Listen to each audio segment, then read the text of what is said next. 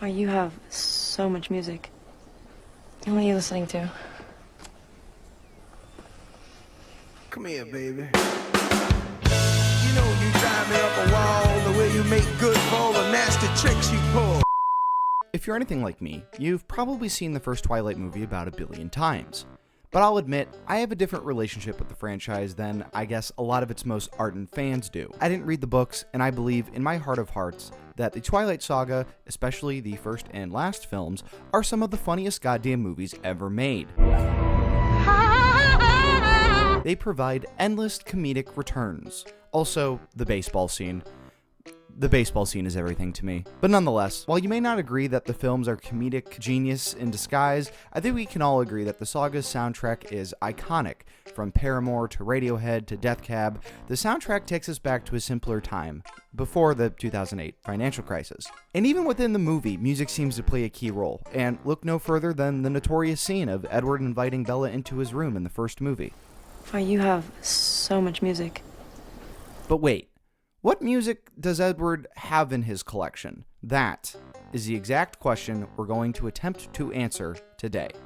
The only glimpse we get into Edward's record collection is this pan shot across his bookcase, however brief it may be. Most of this shot is hopelessly out of focus, but I believe I have some definitive answers as to what exactly Edward is spinning. As an avid record collector myself, I am determined to find out. Before we get started, I think we should start delving into the official canon a bit for any information on Edward's music taste. Having not read the books, I'm at the behest of the Twilight wiki and Reddit threads. To quote the wiki, Edward enjoys listening to a wide range of music, including classical, jazz, progressive metal, alternative rock, punk rock, and he dislikes country. He prefers indie rock to mainstream and appreciates rock and classical music equally. It goes on to read that Edward mentions in Twilight that he likes music from the 50s better than the 60s and dislikes the 70s entirely, and comments that the 80s were just bearable. So, to me, this means that Edward probably likes Tool, Bad Bad Not Good, and Sum 41, but hates Alan Jackson, the Rolling Stones, Depeche Mode, and the Eagles. And come on, I had a rough night and I hate the fucking Eagles. While researching for this video, it has been fun to read the many threads online about Edward's music taste, but this 4-comment thread about what he likes to listen to takes the cake. Probably Static. A lot of people say Linkin Park, but I don't know. Let me know what y'all think. His name is Edward Twilight. Could you imagine Edward listening to Linkin Park?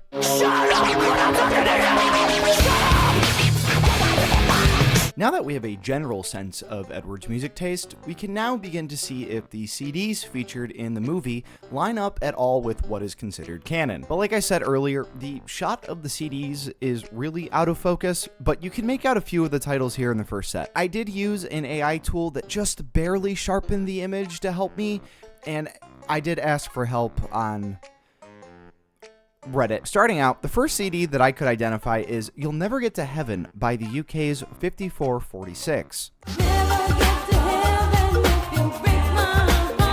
From what I could find, this CD is likely a single and not a full album. Discogs classifies the style as neo-soul, but you do hear a lot of Caribbean influence in the song, which makes sense considering 5446 is the same name as the song by reggae and ska legends Toots and the Maytals.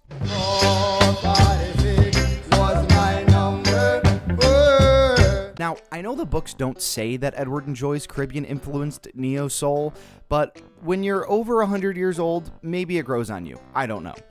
Next up, we have one that runs pretty consistent with the canon, as I can identify the Billie Holiday Collection, Volume 3. Billie Holiday was a big jazz and swing singer before her untimely death in 1959 at the age of 44.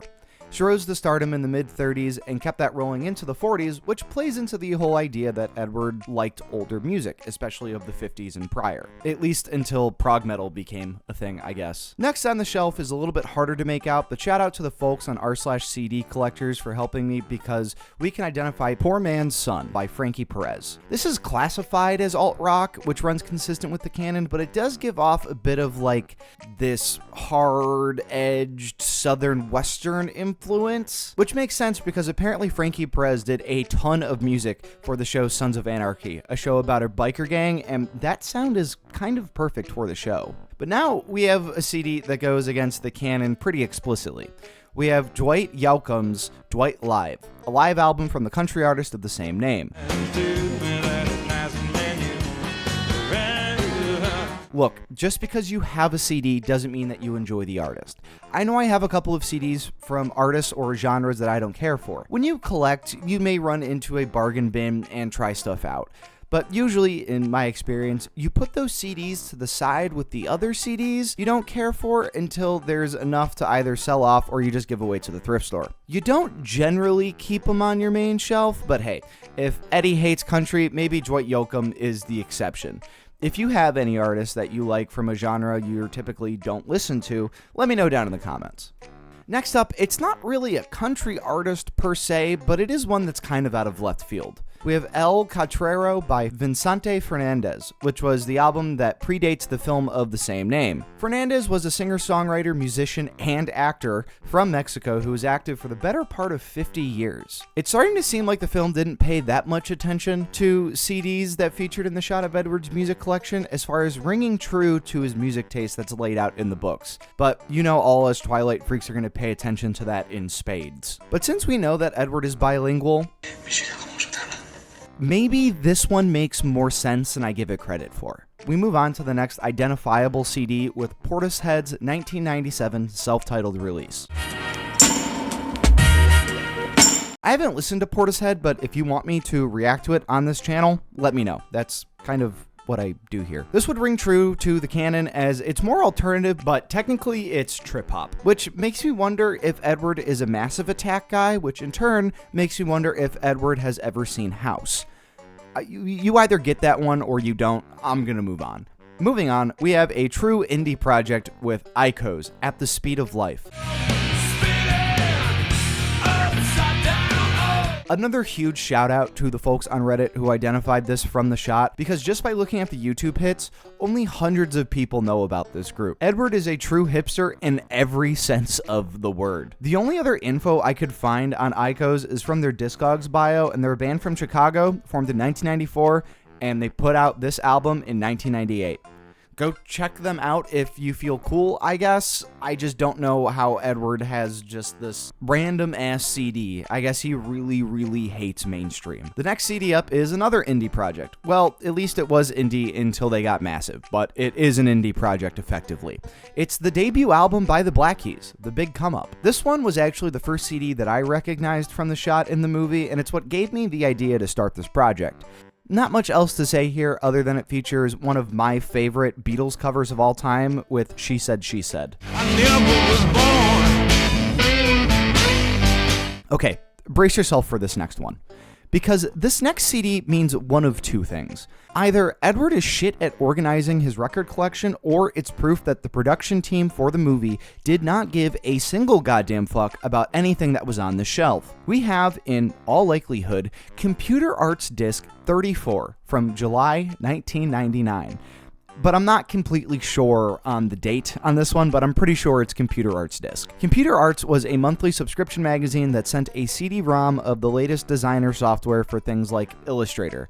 You know, before Adobe became the world's most wretched group of capitalist swine by making us pay monthly for an app we were perfectly fine paying for once. We could spin this by saying that, of course, Edward would spend all the time he saves by not sleeping on creative multimedia ventures, but we're officially into stretch territory with that line of reasoning, but I digress. The next two CDs bring back the indie vibes with The Afters' Beautiful Love from 2005, a promotional single, and Bend by The Origin from 1992. Is it just me, or does Beautiful Love seem to really fit the vibe of the first Twilight movie soundtrack?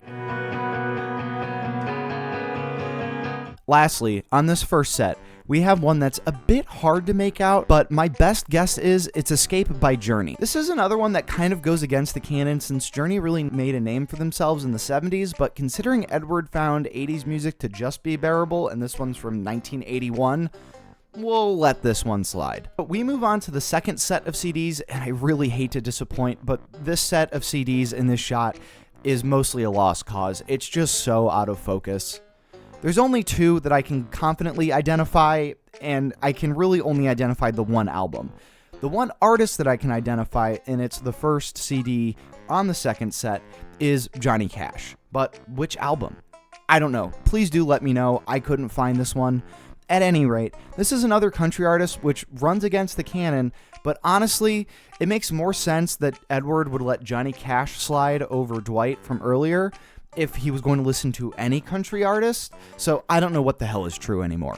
Finally, the last album I can identify oddly makes sense when you are looking at the canon. Since Edward doesn't really get down with music from the 70s and 80s but enjoys rock in general, I find it beyond curious that he would have Get a Grip by Aerosmith, a 90s album from a band that are best known for their work in the 70s. But this album did include some of Aerosmith's biggest hits that decade with songs like Livin' on the Edge, Cryin', and Crazy. But it just feels so goddamn weird that he would have an album with a nipple-pierced cow on the cover. But that's it. Those are all the CDs I could identify from Edward's record collection. Were you as shocked as I was to find out what these were? Can you identify any of these CDs that I couldn't? I'd love to know what you have to say. But with that said, I've been Jerry Bees. You've been awesome. Take it easy. Diggity dog. Breaking. Diggity dog.